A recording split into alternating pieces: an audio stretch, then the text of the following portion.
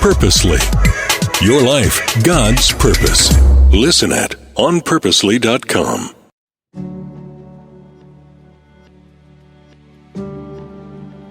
I moved through my life seamlessly as a Mormon until my son, who had served a mission for the Mormon church and was attending BYU, called us and told us that he was gay.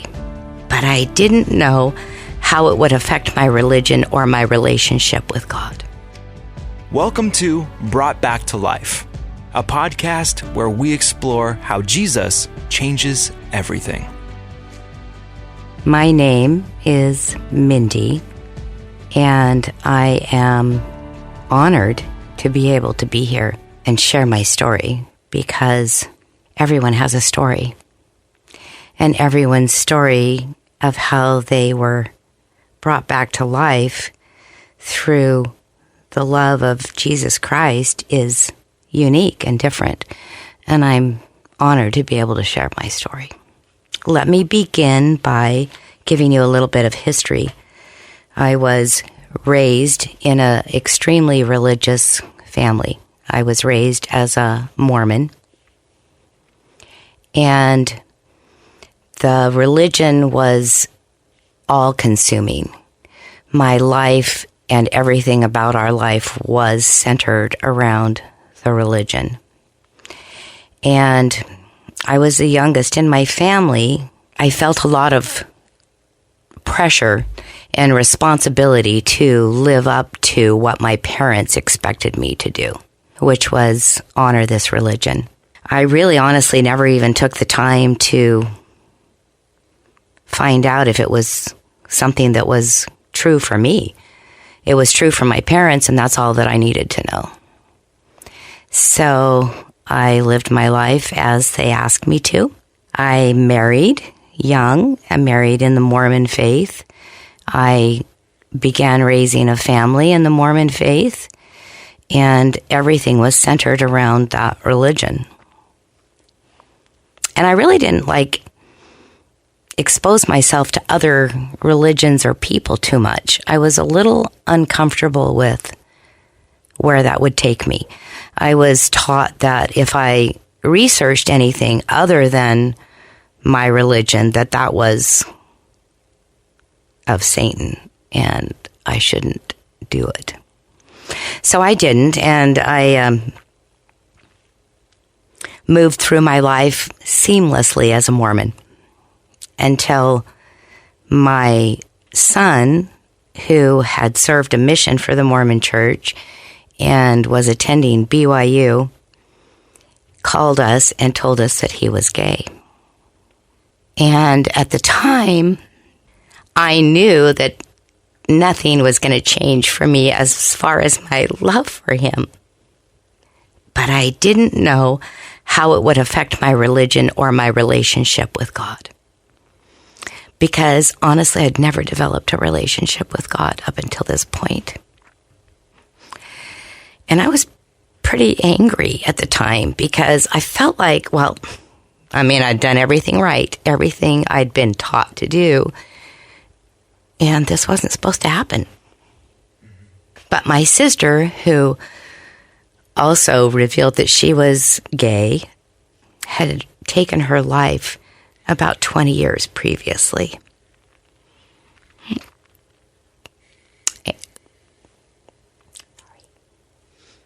And I knew that no matter what, I was never going to not accept my son. But, wow, I did not realize the conflict that it would bring up for me. So as I moved through that, I really decided that the Mormon religion was not something that I could be a part of anymore. And mostly, long story short, it was a lot of judgments and a lot of rejection, and I just did not know what to do with the information that I had at this point. So I decided that I would just go it on my own. I knew God. I figured I could have a relationship with him and I'd be okay. And that lasted for a little while. But pretty soon, I just decided that maybe I didn't really need God in my life. I mean, everything with religion had kind of caused me pain and confusion. And gosh, I knew that I wasn't a perfect person, so I just didn't know how I could resign myself to ever being acceptable to God. So I just decided not to have a relationship with God. And I fell into sin. I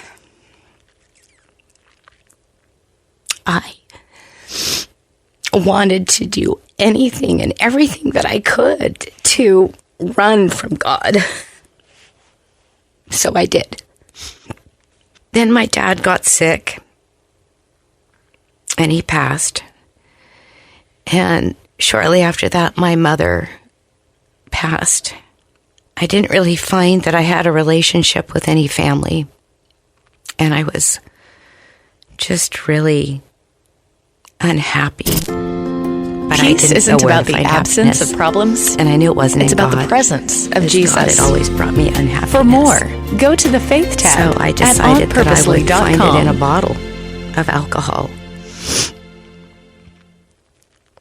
And I started drinking. And I started drinking every day. Anything I could do to run away. So one day, my youngest son called me and said, "Mom, I'm going to have some surgery, and I would really like it if you came down and took care of me." And I just have become a new Christian, and I want to share some things with you. So I went down to take care of him, and part of what he wanted to share with me was that his boss had become a new Christian, and they were doing Bible study together, and that he really felt like I needed God in my life again. So anyway, I took care of him, and his mouth surgery was extremely painful, and he did not want to meet with his boss for the lunch that he had planned. So he sent me, like the good son he is, right? and I had no idea what I was in for. I really didn't. At the time, honestly, I was so angry. I think I probably had drank alcohol that morning before I even went to the meeting with him. And we had lunch, and he brought me a Bible, and he had marked all kinds of scriptures in the Bible and asked me to read them. And he asked me if he could keep in contact with me. And I said yes. And he pursued me in a godly way for the next 6 weeks. He would send me scriptures. He would say, "Read this. What do you think about this?" He'd send me little videos and things like that. And some of it I was open to and some of it I wasn't. But slowly I could feel myself changing. And I was curious, and I wanted a relationship with God, but I was still just so angry at him. It was really hard for me to let go of that. So one day I had been drinking and feeling really just horrible about myself, and I came to the Lord in prayer. I hadn't prayed in such a long time.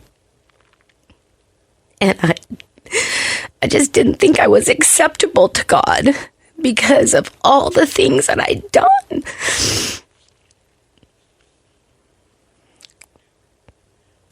And God said, "Call Bill. Talk to Bill."